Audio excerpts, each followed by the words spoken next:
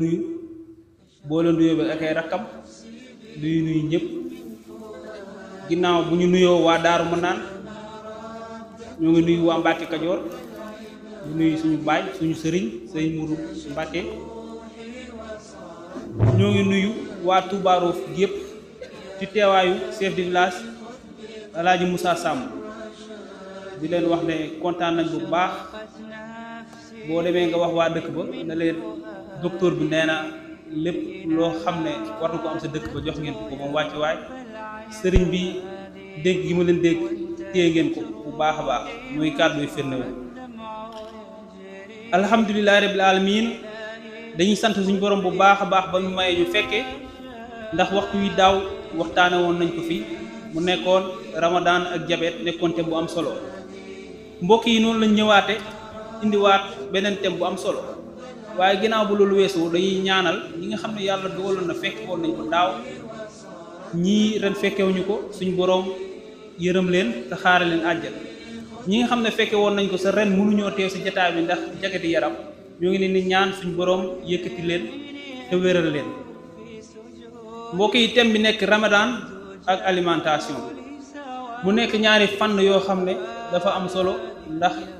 mu njëkk jiitu si wér-gu-yaramu nit ki ndax nit moom bu lekkul mënuñu wax ak wér-gu-yaram kon waxtaan bi day tënk si ñetti pàcc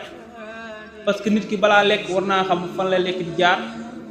lan mooy fan lay jaar ba ni muy jariñ nit ki loolu la appareil bi ko def di appareil digestif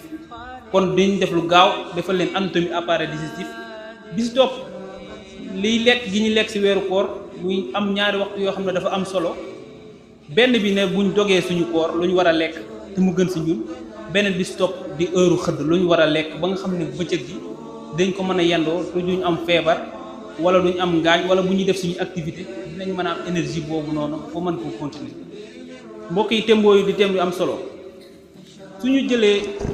li nga xam ne bu nit ki xësee ba commencé lekk beneen bi rek li ma si leeral mooy alimentation lañ wax dafa am ñaari façon benn bi daa nekk alimentation orale bi nga xam ne day jaar si suñ gémmiñ dem si suñ yaram def fa na mi def ba lii war a génn lii war a des suñu yaram des fa beneen bi tos di alimentation parentérale loolu ñu ngi koy bëri di ko def ñi nga xam ne dañoo am feebaru yaram ñooñu la ñuy nekk hôpital ñu leen defal alimentation parentérale moment bii may wax ak yéen ñi nga xam ne suñu borom dogal na ñi ngi tëdd ñu leen koy defal yàlla na suñu borom yëkkati bañ delluwaat ci alimentation orale bi ñu xamee bi nga xam ne bu ñu juddoo suñu waajur boobu lañ ko commencé woon ba nii ñu toogee nii ba suñu borom bi ñu fi jëlee loolu mooy alimentation orale. suñu jëlee anatomie li nga xam ne dafa commencé ci appareil digestif mooy commencé suñu gémmiñ su fa jógee day am benn appareil bu ñuy benn cër bu ñuy wax œsophage moom mooy jógee ci gémmiñ ñëw ba ci suñu estomac boo ko déggee moom lay du bëri naan du ma wóor dafa ma am estomac ulcère lañuy wax boo tamit ci wetam am nañ benn res boobu liy njariñam moom day sécréter benn hormone bu ñuy wax bile boobu day bokk ci reesal nu ñu reesalee ak di seeyal yenn doj yi bu ñëwee ci estomac bi suñ jógee foofu dañuy am le gros intestin mooy butit bu mag bi nga xam ne day jouer benn rôle bu am importance ci péristaltisme boo ko déggee mooy lekk bi ni muy war a jàlle ba mën a génn te duñu am luy am constipation beneen bi stop ñu koy woowee intestin grêle moom tamit dafa am ay maanaam buñ ko wax ci olof ay cër bu ne loo xam ne day jouer rôle bu ñu lekkee mu jël foofu benn nutriment dugal ko suñu yaram loolu mooy appareil digestif ci gàttal dafa am solo nit ki xam ko parce que bala ñoo wax alimentation loolu lu olof Njaay wax na bala ñoo wax naam nekk fa loolu moo tax ma commencé pàcc boobu mbokk yi buñ jógee ci loolu koor dafa nekk loo xam ne bu jant bi fenkee ba ni ñuy jant bi di duggaate dañu nekk ci loo xam ne dañuy wax benn jeûne boobu noonu nag suñ muscle yëpp dafay woor suñ cër yëpp dafay woor te ku ne xam ne doomu aadama dafa soxla énergie pour mën a def ay activité am benn bi bokk na ci li ci ëpp organisme di dundee di sucre di glucide day dundee lu ñuy wax ay protéines ay sels minéraux waaye bu ñu waxee alimentation tamit bu ngeen jàpp ne lekk kese la parce que naan ci lay bokk parce que nit ki su wooree ba ngoot kooku war na mën a naan pour mu réhydrater yaramam bi mbokk yi bu ñu xësee ba dog spécialiste nutritionnel yu mag dañoo conseillé na nañu lekk lu bëri ti sukkar. bu ñu jëlee suñ tradition depuis sallallahu alayhi wa sallam Seydina Muhammad sallallahu alayhi wa sallam dañu faral di jël tàndarma dat te dafa am lu ab bëri glucide lu ñu xam dañ koy jël bu ñu jógee si loolu ñu ne ñuy conseillé ñu naan ndox mu bëri parce que nit ki dafa war a réhydrater dat boobu ñuy jël di tàndarma dafa am sukkar te booy jël ñun suñ muscle yi di cerveau di lépp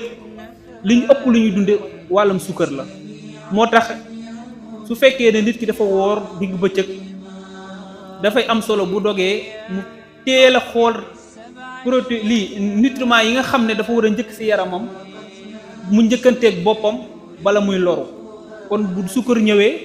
da ngay jàll ci ndox la nekk lu am solo am ay composants yu am njariñ parce que mooy waral yaram bi du réhydraté loolu conseil bu am solo la ci rupture buñ ca jógee ñu ne la nit ki bu mu di profitoo lekk bi di lekk lu diis di lekk bu bëri parce que message boo xasee ba doge tàndarma dafay mel ne benn message boo envoyé organisme bi la soo jëlee lu saf sukkar da koy envoyé message déjà suñ muscle yi dañuy réveillé wu suñ cër yi day réveillé wu de temps en temps day miin alimentation bi moo tax ñuy déconseiller brutalement nga dog rek jël lekk bi comme ñenn ñi ni ñu koy defee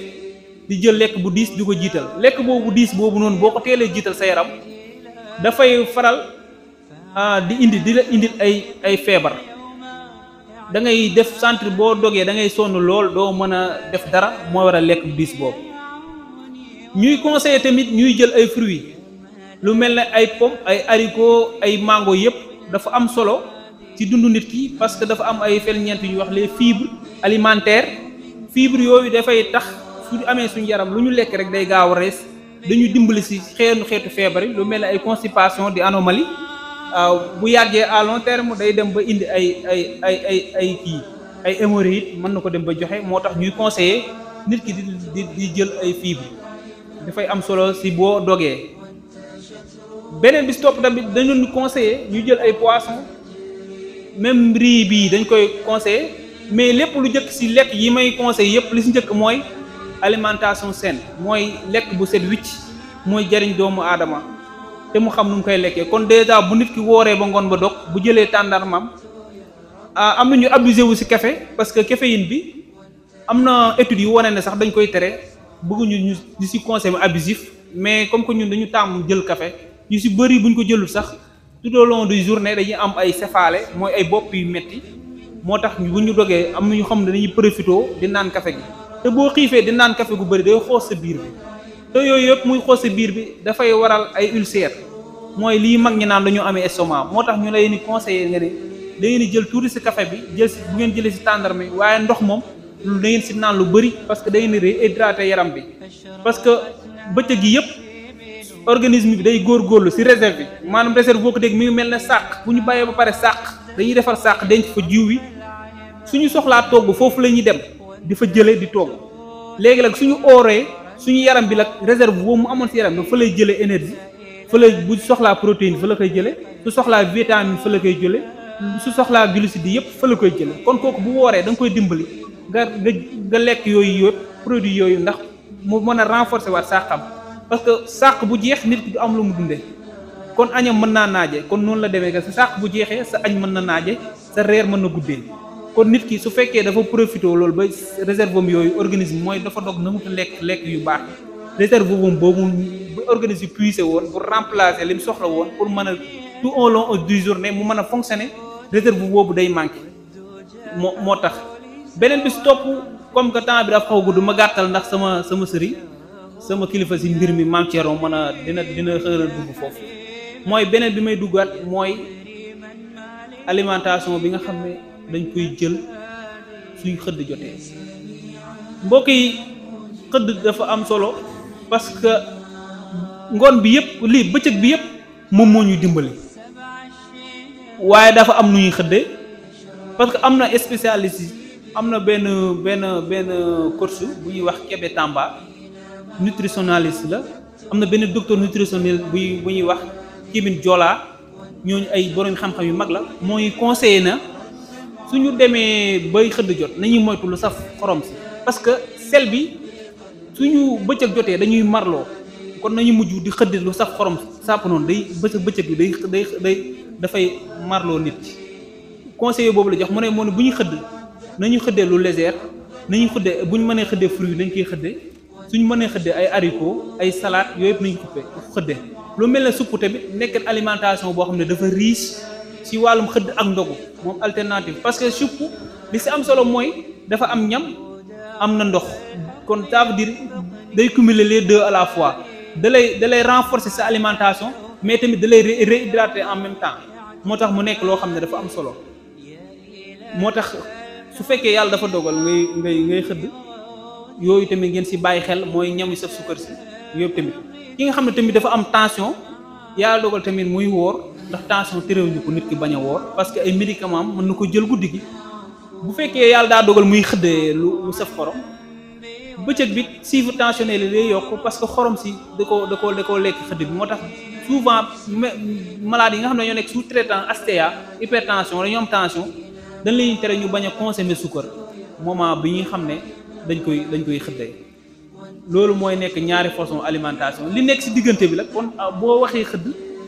wax nga dog diggante bi kon temps mu ngi fi am na ñoo xam dañuy grignoter am na ñoo xam 5 repas la ñuy def par jour ci guddi bi 5 repas am na ñoo xam dañuy def 5 repas li am solo mooy que du noonu lañ koy defee nekkul li nga perte ci bëccëg bi mën nga koo dabb ci guddi bi non waaw parce que koor déjà ay bienfait la yoo xam ne suñ borom moom moo ko dëxëñi noonu lu muy lu am solo parce que bu fekkee da nga bëgg a jël nga surcharger li ngay lekk ci guddi bi métabolisme bi day am problème parce que appareil digestif yi appareil la ku ne gis na appareil day vide ak décharger alhamdulilah bii nii mais tamit nu mu soo ko charger dafay fatigué nu mu waree doxali métabolisme du demee noonu moo tax nga ci gis ñuy am ay jaare ay biir yoo xam ne dafay daw après wala ñu am yeneen ay vertiges wala ñu sonn ba nga xam ne daanaka dara duñ ko mën a def au long du jour ne daanaka seen liggéey boo xam am na ñoo xam koor seen liggéey bëccëg gi duñ di mën a liggéey dara parce que seen consommation ci bëccëg bi moo bëri ba nga xam ne tellement que ne buñ xëyee tëdd nelaw rek la ñuy xam alimentation yi nga xam ne nag moom dañ koy teree ci koor bariwut alimentation koor ak ñàkk koor moo yam ça dépend ci santé nit ki parce que alimentation bu ñuy tere mooy déjà nit ki da am lu muy àndal parce que su ma jëlee ku am STA ko koor ak ñàkk koor aliment gras yi dañ ko koy ter yu niin yeeg yëpp dañ ko koy éviter ku am diabète alimentation sucre en général diabète yi sax duñu woor fii parce que les médecins yi ñun dañuy tere ku am diabète di woor parce que dañuy ragal hypoglycémie bu diabète dañ ko gën a ragal ko hyperglycémie moo tax parce que tout au long journée mën nga nekk foo xam ne amul jëmtukaayu faju mën nga am diabète di woor mën nga def hypo mara day taal yi dafay daal di xaw a métti mbokk yi loolu moo nekkoon kàddu yu tënk yi du doon ubbil sama doyen Mame Thierno mu continuer conférence bi waaw bu loolu weesoo rek kàddu yi moom kàddu yi sant la di santaat waa dëkk bi bu baax di yóbbante sëñ Sidi si kilifa gi ne ko ñoo ngi koy sant bu baax a baax te di ko ñaanal wax dëgg yàlla mën nañu lépp mooy suñu ndey mooy suñu baay wéeru nañ ci moom te moom rek lañ fas yéene liggéeyal ci lii ñuy nekk di wàllum bërëbu santé sëñ Mame Thierno rek lañ ciy topp fu mu ñu joxañ foofu la fu mu ñu jëmee foofu la yéen ñi nga xam ne tamit yéen population sëriñ bi nekk seenu sëriñ ñun ñoo ngi ubbiwaat suñuy buntu si yéen xam ne lépp loo xam ne soxla ngeen ko si wàllum docteur bu ngeen ñëwee si ñun ñii di Mame Thierno di man dañuy si am contentement ak mbégte parce que dafay wane li ñu sëriñ bi dénk kon que taalibe yi gis nañ si njariñ moo tax ñuy am solo trop ku ci xam ne am na si jag-jag mën na dem si Mame Thierno parce que loolu dafay firndeel ab liggéeyam bu muy liggéeyal sëñ bi dénkaane bu mu ko dénk maa ngi leen di nuyu di leen sant di leen gërëm yéen ñëpp di nuyu sama papa bi doog egsi Baye Sadie di ko nuyu bu baax te di ko ñaanal suñu borom bàyyi ko fi te si kanam a kanam asalaamaaleykum wa rahmatullah. asalaamualeykum wa rahmatullahi taala wa barakaatu. ñu ngi leen nuyu yéen ñëpp kenn ku ne si turam ak santam di jiital si nuyoo si kilifa jotaay bi di Serigne Sidi Muxtar Mbacke di ko jox wàccu waayam di ko ziyaare bu baax a baax si weeru Ramadan mu barak bi di nuyu tamit Serigne El Hadji Maam Thierno Mbacke di xalif Serigne Cheikh Awa Balla Mbacke di ko ñaanal yàlla yàggal ko fi lool te may ko wër may ko fan gudd ak wër gu yaram ak kattan ndax suñu sag la di nuyu tamit njabootu Serigne Cheikh Awa Balla Mbacke gi yëpp góor ak jigéen mag ak ndaw di nuyu Serigne Mouhidine Mbacke di koy jox si nuyoo mu tegal ñu ko si loxo ustaas yi fi nekk yëpp ak kilifa diine yi ak kilifa aada yi bàyyiwuñ kenn dañuy bañ a lim di nuyu Serigne Modou Mbacke miy toog di seen sëriñ di seen xarit di seen lépp ak Serigne Mahfouz ñu nuyu kilifa jotaay yëpp waa axlu Mbacke yëpp ñu ngi lay nuyu kenn ku ne di la jox sa wàccuwaay di la ziyaara baax si koor gi di rafetlu aussi initiative di am contentement bu baax ci organisation bi ndax ñi nga xam ne tey ñoom ñoo yor association bi mooy les membres de l'organisation ñu ngi leen di jaajëfal di leen aussi encourager ci organisation bi parce que lii mel na ne ñun ñoo ko waroon def ngeen defal ñu ko kon ñu ngi leen di sant bu baax di leen gërëm di nuyu aussi l'ensemble des infirmiers chefs de poste yi nga xam ne ñoom lañ bokkal commune bi di commencer ci médecin chef docteur Ndiaye di ko nuyu di nuyu ICP yi ci zone bi yëpp di nuyu Cheikh Bamba Dieng yi toog di sama rakk di sama collègue moo nekk Touba Rof mbokk yi daaw ñëwoon nañ fi heure bi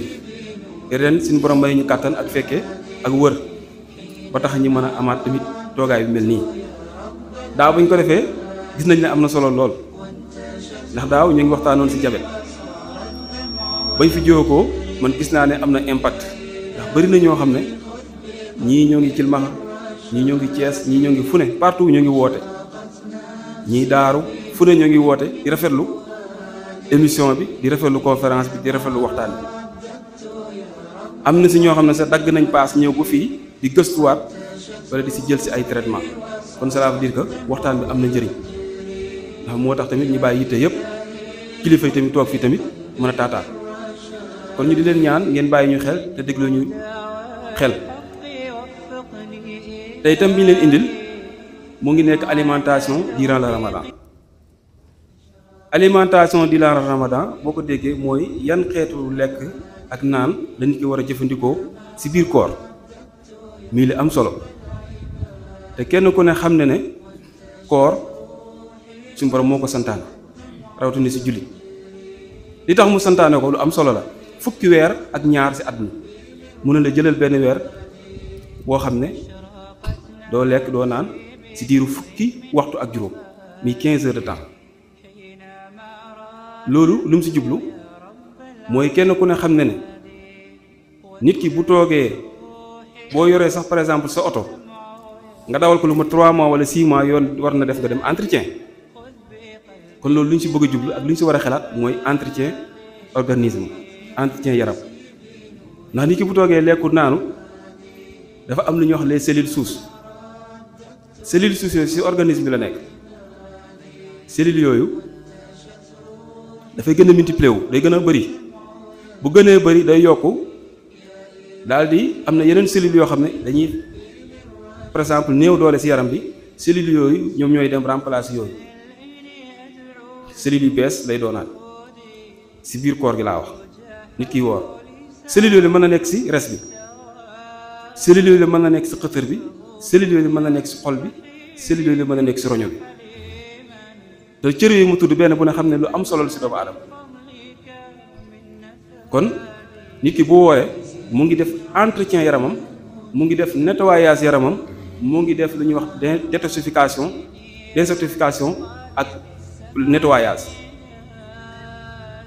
kon par exemple loolu am solo la alimentation bi nag ci weeru koor kenn ku ne xam ne santé lu am solo la ndax nit ki balaa ngay jaamu yàlla da nga wër balaa ngay def sa activité yi da ngaa wër comme li l'organisation mondiale de la santé xam nga nee na pour moom mu définir santé wax lan mooy santé lan mooy wér-gu-yaram léegi da ngay gis nit ñi di wax slogan santé avant tout santé avant tout mooy nit balaa nga naan naam ne fa nit ki balaa ngay mën a def dara da ngaa wër moom nee na c'est un état complet de bien-être physique mental moral social et ne veut pas dire une absence de maladie ou d'infirmité. Définition boobu la jox. Santé état complet de bien-être physique mooy nit ki nga par exemple da nga wër physiquement ku la gis xam ne yow mi wër nga te yaa ngi koy yëg. Mental ku la gis xam ne sa xel mii moom mu ngi xalaat. Social mooy yaa ngi stable sur le plan social. Mais cela ne veut pas dire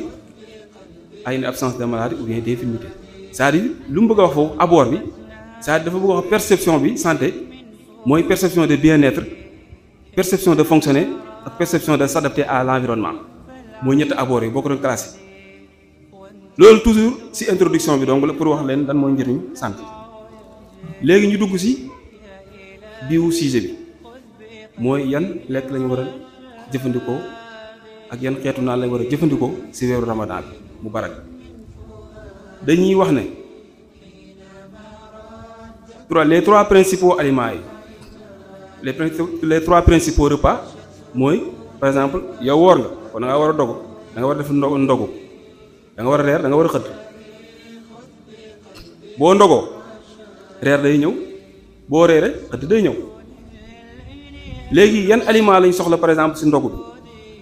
da ngay gis ñoo xam ne bu koor jotee bu ñu ndogoo dañu mel ni dañuy dabaate nag boo ko déggee mooy par exemple yow tey toog nga benn 15 heures temps lekkoo naanoo acca ndogu jot na nga jël tàndarma 10 jël ñaari kaasi fonde naan nga ne man kat xaaju mburu laa doon lekk ci période bi nga xam ne nekkul koor waaye tey dama jënd kilo mburu jël kilo mburu dóor nga ne déet yóntu benn kaasi bisaab na ko tip yóntuwaat beneen jus na jox ma déet jël ñaari pomme dóor jël kaasu ndox naan yow mi nga xam ne yaa ngi doon lekk benn xaaju mburu yow ngeen ne da ngaa woor il faut nga changer alimentation foo ko teg daan naa la lekk xaaju mburu léegi kon damay dabe du dabe de du récupération du récompense c'est pas une récompense c'est bon yéen a ngi comprendre nekkul loo xam ne nit ki bu dogoo ba pare da nga war a dabe comme ça du récompense du feet yow boo ndogoo dafa am lu ñu la sant da nga war a équilibrer sa aliment bu fekkee lañ lay conseillé mooy comme sunna la nee nañ tàndarma mën nga koo dogoo waaye boo ko ndogoo na nga ci jël benn li tax ñu tëkkal ci benn comme sunna la te mënuñu ko bañ a def tàndarma kenn ku ne xam dafa am suukar boo xam ne dafa bëri y a beaucoup de sucre parce que c'est concentré bëriwul ndox sucre boobu sucre rapide la presque boo ko lekkee presque yaram bi da koy jëfandikoo te bu ko jëfandikoo bu ko accumuler mën na indi yeneen feebar yoo xam ne ay diabète ak yooyu kon bu mënta ñàkk bu si romb 10 ci 3 autant pour moi 10 moom pël yi ñoo koy jël ëpp na 3 laa la wax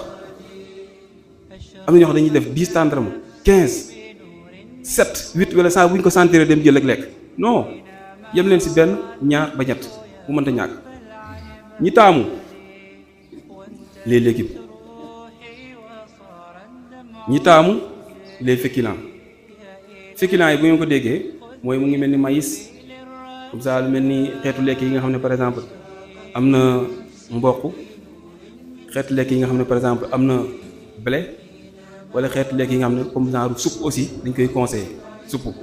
li tax ñu conseiller loolu day tax yaram bi mën koo digérer rapidement parce que boo xoolee période Ramadan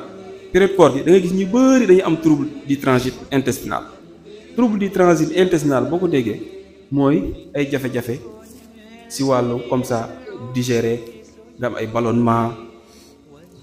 toog ay fan doo mën a dem douche sa biir di gonfler ngay ngalawal yooyu day nekk alimentation boo xam ne boo ko adopté ci weeru koor gi mën a dem ba di la créer ce qu'on appelle les troubles du transit te loolu koor dañ ko ci seetlu nit ñi dañ koy jàmbat lu bëree bëri fekk alimentation bi nga xam ne ñoo ngi koy lekk lu contrôlé wuñ ko moom moo koy indi dañuy taamu comme wax nañu les fruits lu tax ñu taamu ko dafa am ce qu'on appelle ay sucre yoo xam ne c'est complexe moom boo ko lekkee organisme da koy jëfandikoo digérer ko sans problème te aussi da lay permettre sa digestion jour bi yëpp du am benn jafe-jafe dañuy wax aussi nit ki soxla na les protéines protéine boo ko gisee ñi du ko conseillé aussi si pendant le mois de Ramadan day tax doo perdre sa masse musculaire boo ko déggee mooy doo perdre yenn poids yi ëpp yi ndax protéine pour ñu ko xamul ay quelques exemples mooy lu mel ni yàpp lu yem jën ay nen yooyu mooy ay protéines viande œuf poulet ordinaire laa wax de waxuma poulet yi yooyu boo koy jëfandikoo loolu protéine la day permettre aussi organisme dina ko mën a jëfandikoo jël ferñeent yi ba nga xam ne yow doo am jafe-jafe si wàllu perte poids bu bari dañ leen di conseiller loolu te kenn ku ne xam ne jamonoy koor léeg-léeg da ngay gis ñoo xam dañuy am coono lool si journée bi si xiif moo xam ne xiif bu jéggi dayo wala si mar moo xam ne mar mu jéggi dayo te loolu yëpp dafa am làqutu si ginnaaw mooy li ma leen indil bu fekkee par exemple yow da nga ndogu nga jël sucre boo xam ne sucre rapide la comme jus yi nga xam ne dañ koy defar di si def sucre bëree bëri dafa am énergie boobu en général yow boo ko utiliser sa yaram da koy jëfandikoo rapidement mu dugg si biir organisme bu ko defee bu ñu demee ba nga xam ne nekk nañ si diggu koor sucre boobu nga xam ne organisme bi jëfandikoo woon dañuy commencé indi ay jafe-jafe parce que boobaa li fi loo mën a utiliser mooy réservé yi bu ko defee nit ki day am ay jafe-jafe si wàllu xiif bu tar li leen di conseiller aussi tamit ngeen di daal di naan ndox bu bëri parce que dañuy individu bi nit ki bu ndogoo au moins war na naan 2 litres ba 2 litres 500 mais waxu leen ngeen jékki-jékki ngeen naan ko benn yoon c'est-à-dire mën nga teg sa benn kii bidon boo xam ne 2 litres la ngay naan par tuuti boo amee envie naanaat parce que loolu da lay permettre yow nga mën a protéger say rein ndax rein yi kenn ku ne xam ne ndox boobu ngay naan dafay dimbale yaram bi mais day dimbale waa tamit aussi rein yi ba nga xam ne yow yàlla mën na laa dimbale doo am si lu ñuy wax insuffisance rénale te insuffisance rénale nekk na feer boo xam ne presque sonal na nit ñi mais cause principale yi nee nañ les médicaments traditionnels da koy joxe mooy médicaments traditionnels yooyu ay njaq ay xàmb ay yooyu nga xam ne boo ko naanee rein yi di koy filtrer dem ba day sonal rein yi bu yàgg mën na la jox insuffisance rénale mais aussi li tax ma dugg foofu mooy dama leen bëgg wax avantage ndox bu fekkee yaa ngi ko jëfandikoo rein yi da ko soxla moom ndax da ciy liggéey te aussi da koy protéger nit ñi nga xam ne par exemple duñ naan ndox bëri dañuy am déshydratation bu fekkee da ngaa déshydraté yow par exemple sa rein yi dañuy souffrir te sa rein yi bu ñu souffrir bu yàgg mën na joxe insuffisance rénale kon ndox dafa am solo il faut que ñu di ko farataal di ko naan bu fekkee par exemple yow ndogu nga yow jël nga tàndarma jëlal say fruits quelques fruits nga lekk après nga jël tuuti lu tàng nga naan ko ndax lu tàng loolu ngay naan day permettre organisme mën a digérer normalement day tax les viscères ak le type digestif mën a soulager wu mën a ubbeeku lekk yi war a jaar fi jaar fii yi war a jaar fi jaar fee yi war a jaar fee fenn fu ne ak fa nga war a dem nga dem fa nga aussi nga fexe ba modéré ko fexe ba nga bañ si xabaabal kon loolu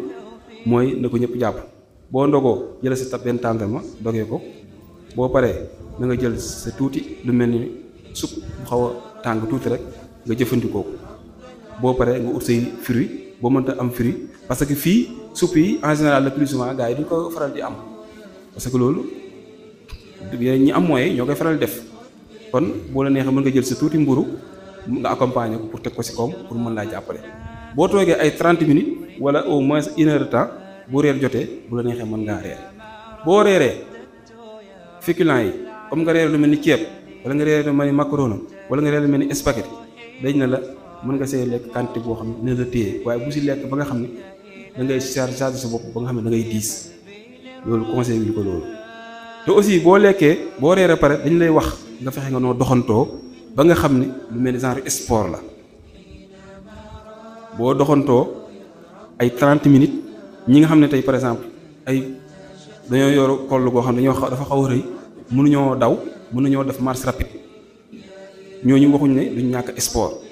sport bul ne ma damaa am jëmm damaa rëy damaa diis mënuma sport non sport dafa bëri ay façon bu fekkee da nga am poids wala nga am biir boo xam ne par exemple mënu la permettre nga def yenn activité defal marche rapide takkal solo sa daal nga waxu tàng lu ma 30 minutes nga programme ko dem départ période boobu ngay def sport boobu yaa ngi permettre sa muscle yi yaa ngi permettre sa sang bi yaa ngi permettre sa organisme mën a digérer lekk bi nga xam ne yow lekk nga ko si ndogu bi pour yaram mën koo jël ferñeent yi nga xam ne tey baaxut mu éliminer ko. bi nga xam ne tey loolu def nga ko bu reer jotee reer nga def nga sa activité boo ñëwee ba sa xëdd bi am na ñu bari ñoo xam ne farataal ñu xëdd mais xëdd dafa am solo li tax mu am solo da lay permettre yow boo ko defee si journée bi di nga mën a tenir même bu fekkee benn pomme ngay jël wala benn fruit wala nga jël supp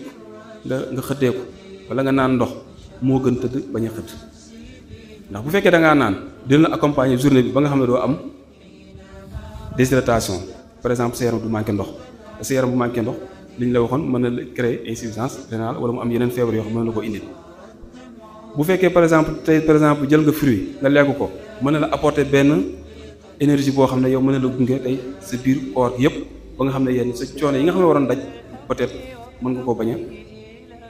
jafe-jafe mën nga bañ a dajeek moom. kon xëdd lu am solo la kon nañ koy def ñi di leen fàttali aussi tere yi am na si ñoo xam ne dañuy faral di naan café lu bëree bëri ñii di faratal ataay lu bëree bëri te kenn ku ne xam na ne café dafa am effet diurétique dafa am aussi effet boo xam ne mën na la indi ce qu'on appelle une insomnie la dama indil mooy ñàkk a nelaw comme moo tax dañu lay conseiller bu fekkee café bi mën nga koo aussi tamit naan si lu yem wala loo xam mën nga see naan loo xam ne dina la mën a téye mais nga bañ see ëppal bañ see foo toll di naan ndax bu yàggee aussi tamit loolu mën na créer dépendance ba nga xam ne boo demee ba ay tàkkusaan ay 16h 17h mu di la indi ay méttitu bopp wala mu lay miirloo te aussi tamit da lay tuurloo ndox ndax dafa am effet diurétique boo ko déggee mooy loo xam ne tey bu ko organisme bi jëlee moom da lay yebal ngay gaanuwaay te boo gaanuwaayee puisque yaa ngi génne ndox te naanoo yaa ngi xiif yaa ngi mar kon effet boobu lay indi moo tax nee nañ la comme mënuñ leen ko aaye moom it na ngeen ko yemale la tee mooy ataaya dafa nekk aussi loo xam ne am na ñoo xam ne dañ ko bëgg si biir koor conseil wuñ ko nit di ko jël mais bu mënta ñàkk aussi tamit na nga def ataaya bu oyof boo xam ne yow du la comme ni ñu waxee café dafa am effet diurétique te tamit noonu la am effet diurétique te tamit mën na créer insomnie boo ko déggee mooy comme li ma waxoon léegi rek par exemple mën na dem ba nit ki da ko yàqal ay nelawam muy conseil yi nga xam ne dañu leen koy faral di jox si wàllu koor aussi activité physique yi nit ki bu wooree si la war a gën a mën a liggéey ni bu wóoru am na ñoo xam ne dañuy woor ne man sama liggéey dama koy wàññi bu fekkee daan naa def 10 damay def 5 non parce que période bi nga xam ne yaa ngi woor yow sa yaram ni ma la waxee woon yaa ngi koy entretien kon waru la mën a yàq nga def sa activité ni nga ko war a defee noonu nga ko ni nga ko doon defee bu njëkk ba rawatina koor war nga ko mën a liggéey noonu mais à condition nga respecter régime alimentaire bi ñu leen jox ci pendant le ramadan régime alimentaire boobu dañ koy tënk ci ñeenti points mooy li ñu waxoon les féculents mooy comme maïs mooy mboq comme blé petit pois haricot féculents yi les légumes comme par exemple mooy pomme clémentine orange xaal surtout xaal am na ndox am na suukar boo xam ne sucre boo xam ne c'est complexe organisme da koy jëfandikoo xaal yooyu yëpp ay xeeti fruits la boo jëlee les fruits jël les protéines yi aussi waxoon nañ leen ko moom it nit ki mën na koy jëfandikoo aussi si biir koor mooy aliments yi nga xam ne par exemple lu am solo la si doomu aadama si période mois de ramadan kon ñi di leen xamal ne sport aussi lu am solo la si weeru koor am na si ñoo xam ne dañuy laaj docteur ban heure moo baax sport si weeru koor yi ñun li ñuy conseiller mooy par exemple diggante suba gi jëm ay 10 heures comme ça lu dalee 6 heures jëm ba ay 10 heures li tax ñu taamu loolu mooy bu fekkee nit ki xëdd na période boobu noonu nit ki yaramam day am énergie ndax yow xëdd nga lekk nga légume lekk nga soupe de potasse wala loo xamante ne par exemple mën a tenir sa yaram période boobu organisme bi day taxaw am énergie bu suffisante boo xam ne dina mën a permettre nga mën a def sport te doo sonn période boobu mën ngay def sport bu fekkee ki nga xam ne marche rapide la préfère mën na ko def musculation ni mën na ko def jogging ni mën na ko def xeetu sport yëpp ni mën na ko def mais de préférence période boobu la mais par rapport aussi ak capacité nit ki bu fekkee koo xam ne sportif de haut niveau la kooku mën na si bañ am problème mën na def par exemple bu ndogoo bu pare parce que boo demee période boobu plage yi dañuy fees boo génnee comme ça buñ ndogoo da ngay gis plage yi dañuy fees dell nga gis bërëbu fi nga xam ne moom la ñuy divertir ñii di sport ñii di daw période boobu la ñuy gën a gis nit ñi def sport mais période bi nga xam ne mooy période favorable période bi nga xam ne moom lay conseillé mooy début journée parce que période boo xoolee du tàng nit ki par exemple lu muy perte 6 heures lu muy ñaq du bëri parce que diggante 6 heures ba 10 heures tàngoor bi du am solo kon période boobu aussi dañ fekk na nga xëdd comme ni ñu ko waxee kon période boo defee sport mën nga bañ a am hypoglycémie parce que bu fekkee da ngaa bàyyi par exemple ba ay côté naaj bu tàng jër ay 15 heures wala 17 heures fekk yaa ngi woor ngay def sport mën nga def hypoglycémie boo ko déggee mooy sa taux de sucre wàcc te boobu fu mu la fekk boo taxawoon sax da ngay daanu léegi da ngay gis koo xam ne dañuy taxaw di julli ci sàppe bi ngeen jékki-jékki rek nit ki wadd li muy waddee yaram bi yëpp lay ànd daal di daanu loolu le plus souvent boo ko gisee da ngay gis ne nit ki dafa def malaise wala mu dem hypoglycémie mooy suukaram dafa wàcc le plus souvent boo ko yeeyee boo ko joxee lu saf suukar day mu tëni daal day jékki-jékki gestu gis ni ñëpp taxaw hypoglycémie en général noonu lay def wala mu ñàkk tooy xepp kon lu am solo la hypoglycémie boobu ni mën na ko def aussi dañuy gis période koor ñi nga xam dañuy diabète wala ñi nga xam ne dañuy am hypertension artérielle wala yeneen feebar yi naan docteur ndax mën naa woor wala mënuma woor il faut que ñooñu tamit ñuy wax ci ñoom tuuti ñu dugg seen cas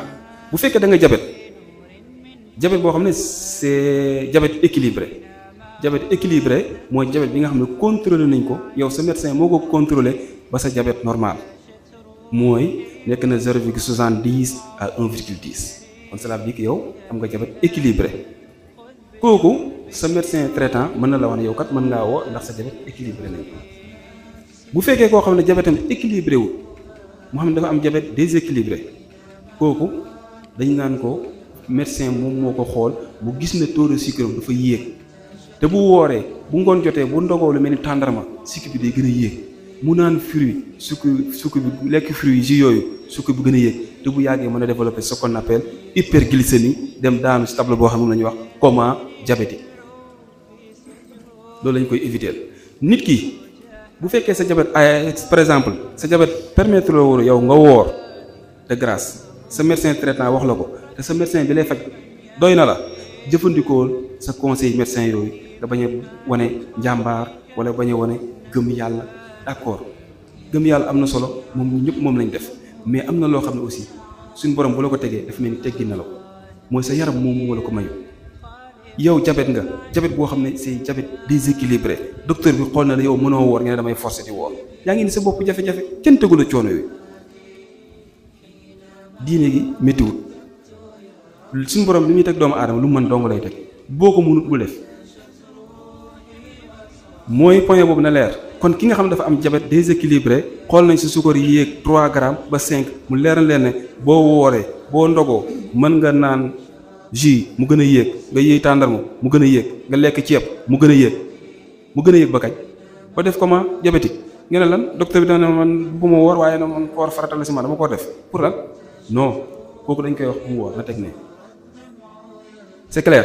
beneen bi ci des mooy ki nga xam ne dafa am hypertension artérielle l'hypertension artérielle boo ko déggee mooy tension ki nga xam ne dafa am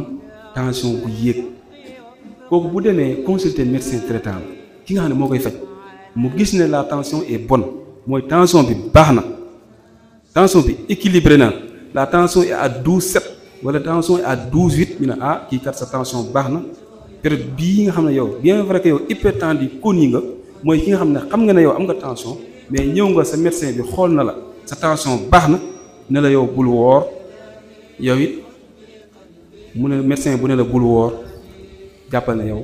sa feebar moo la permettre yow nga woor kon médecin bi nga xam ne moo lay traité bu ne la sa tension bi équilibré nañ ko normal na 12/7 wala 12/8 baax na mën ngaa woor kon yow bu la neexee mën nga dem nga woor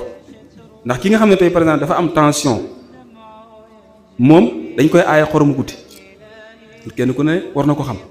ki nga xam ne dafa am tension dañ koy aaye yàpp guddi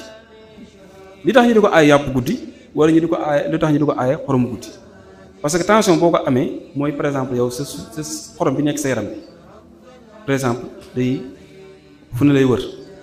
day jóg ko ci comportement bi dem comportement bi su ko defee bu fekkee da ngay lekk loo xam dafa sax xorom guddi gi loolu day yéegal tension day créer pic tensionnel tension bi day gën a yëg ba borom mën na def AVC.